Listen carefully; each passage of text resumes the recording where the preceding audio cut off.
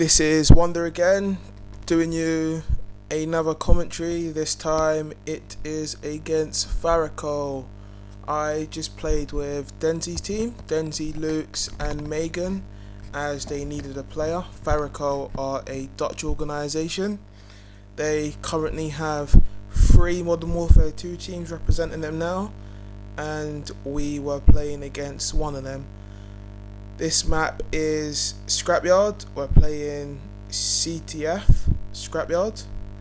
And as a lot of you may know about me already from my other videos or just from my commentaries, when I generally play CTF, I am a flag runner or use an SMG. This time I decided to pick up the assault rifle and use an assault. From the off, you can see us here. We've got a nice setup.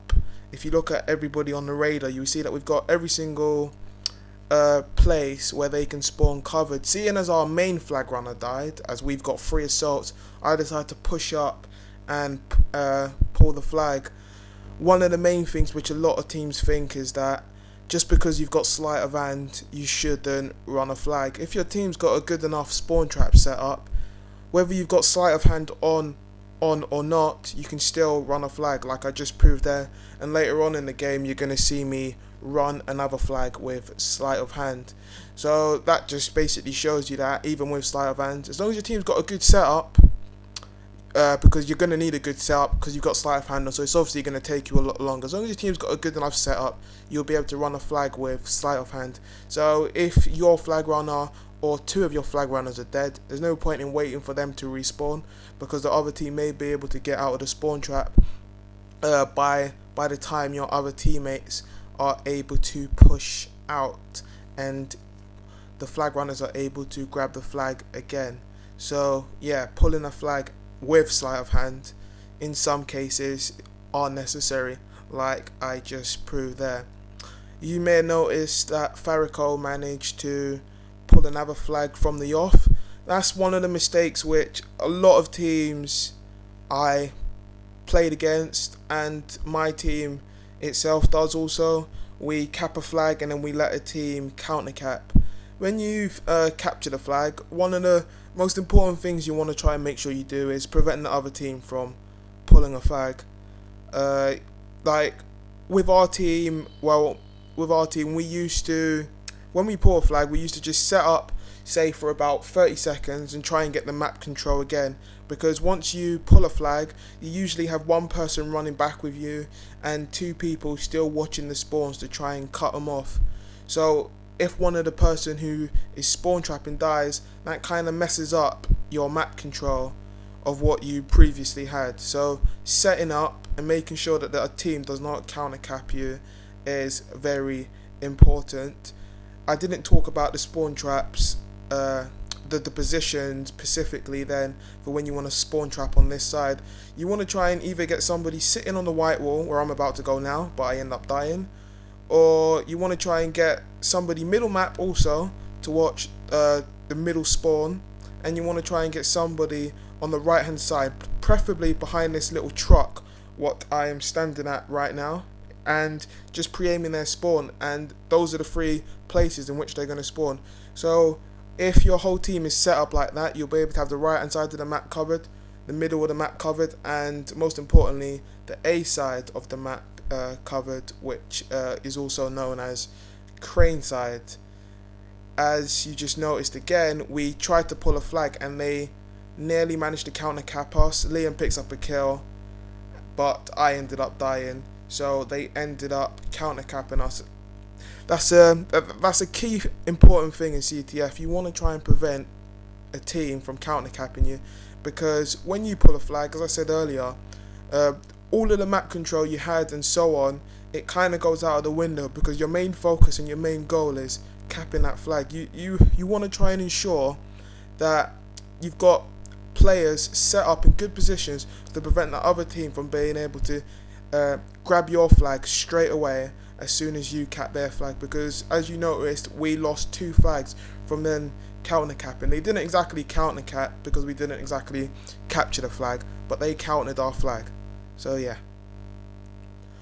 This is where we're coming to the end of the first half, and you in the video you won't be able to hear the comms of what everybody's calling out and stuff, but we decided on the other side we're gonna try and get somebody sitting on the white wall, which is right in front of me, oh my dead body, and get somebody by mesh. If you don't know what the mesh is, if you know where the B bomb site is on the map, that huge red thing there, that is also what we call the mesh.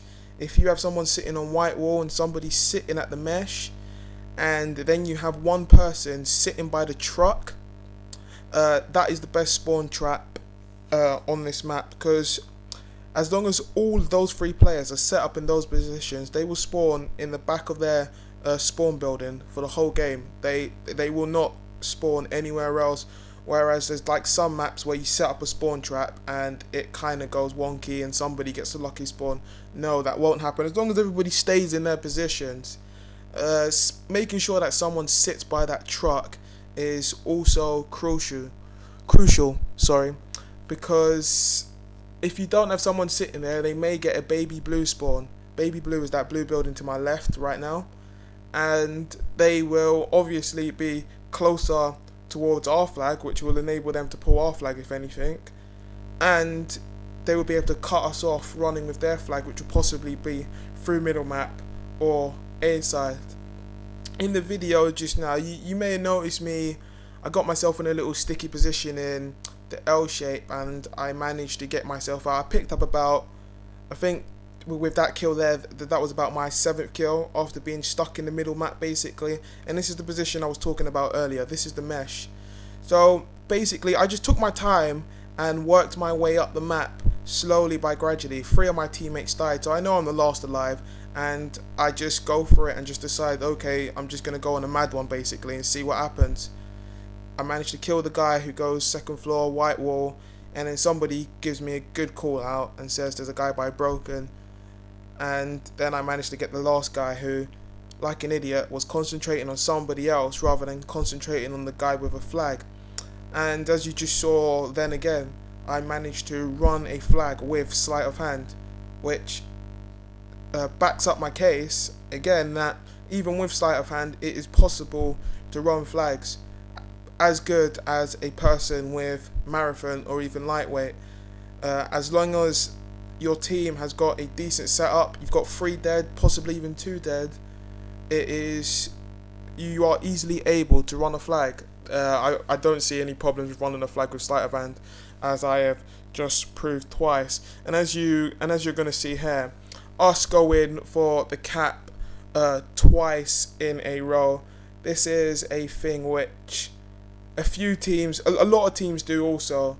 It's kind of the same as counter capping, but you're not counter capping, you're just capping 2 flags straight off the back. When a team caps a flag off you, the most important thing you want to do is you want to make sure you get a good little setup. What our team does is sometimes, if we're being pinned in and we're kind of getting spawn trapped, but not fully spawn trapped, we're able to get out, but we keep on getting pushed back in. We would send somebody 2nd floor or 3rd floor, depending on which spawn you've got. Like the spawn which is behind me, we'll send someone 2nd floor. The spawn which is directly ahead of me on the other side of the map, which is their spawn, we'll send somebody 3rd floor. That just gives us a little bit of time, and that person will be able to pick off anybody who is in a spawn trapping position, possibly, and anybody running down the middle map trying to grab our flag, which gives the team a chance to run and get out of spawn. Now we've taken the 3-2 lead, we decided that we're not going to be as aggressive as we once were. We decided that we're going to just look and mainly try and get the map control, and that is it. Although I talk about getting the map control quite a lot, what I'm talking about here is not us directly pushing up as aggressively. We are basically just trying to hold the map control and then sitting and then allowing our flag runner to push up by himself whilst the rest of us just hold back and just try and kill them. If we manage to kill all 4 of them at one stage, we would push all the way up, but seeing as there's 45 seconds left and we're 3-2 up, there's no point of pushing up too much and then exposing ourselves at the back and then potentially losing a flag. We're coming to the end of the video, as you may have noticed. There's going to be a second part of this, which is CTF. No, it's Scrapyard demolition. So yeah, just stay tuned and watch the other video.